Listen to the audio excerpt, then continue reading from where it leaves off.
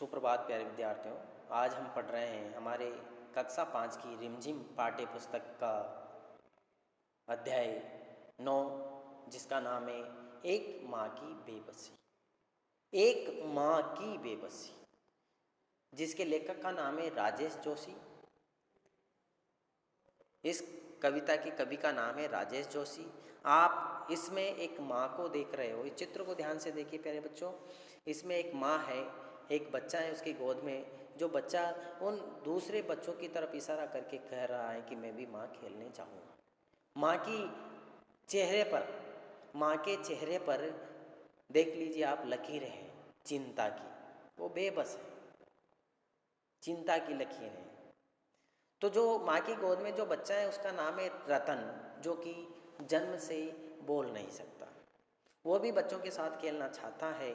माँ जब अपने बच्चे को उनके साथ भेजती है तो माँ वहीं पे रहती है जहाँ पे बच्चे खेलते हैं, और बच्चों को देखती है, अपने बच्चों को देखती है, और उसके मन में, उसके चेहरे पर चिंता के भाव नजर आते हैं कि काश मेरा बच्चा भी बोल पाता, वो भी सबसे हंस पाता, बोल पाता, चिल्लाता, दौड़ता, भागता, वो भी, लेकिन वो बोल नहीं सकता।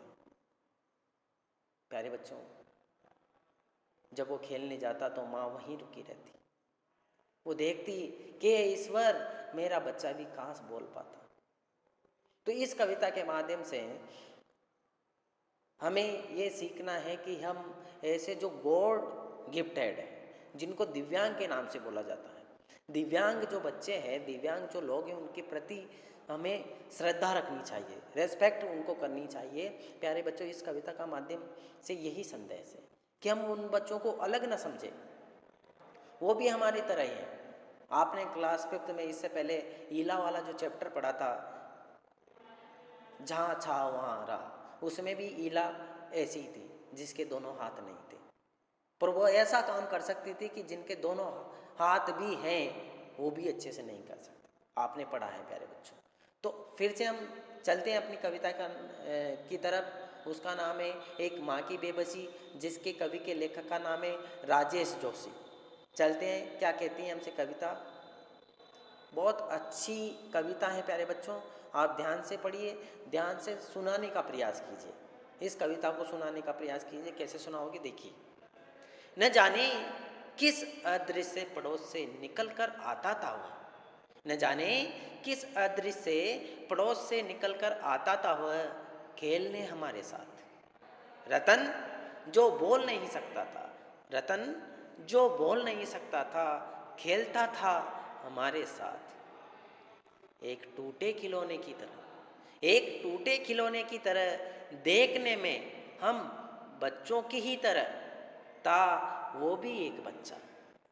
देखने में हम बच्चों की ही तरह था, वो भी एक बच्चा, लेकिन हम बच्चों के लिए अजूबा था। लेकिन हम बच्चों के लिए अजूबा था, क्योंकि हमसे भिन्न था, हमसे अलग था।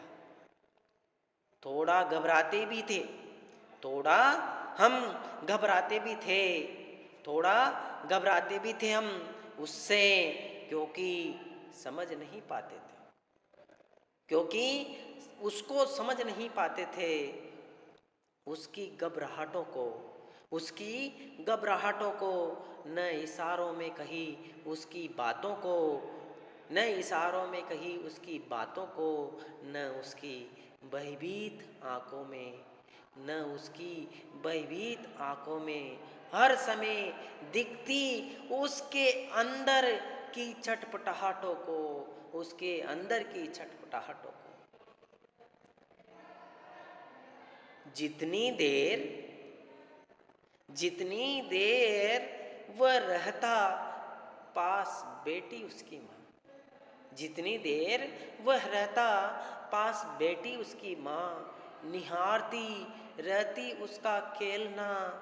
अब जैसे तैसे, अब जैसे जैसे कुछ बेहतर समझने लगा हूँ, उनकी भाषा जो बोल नहीं पाते हैं, याद आती है रतन से अधिक उसकी माँ की आंखों में झलकती उसकी बेबसी।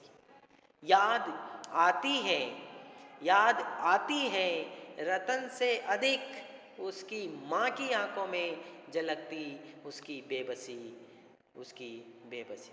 तो प्यारे बच्चों, ये कविता रतन नाम के बालक के बारे में बताया गया है और उसके साथ जो बच्चे हैं वो उनके क्या भाव हैं उसके प्रति के बारे में बताया गया है।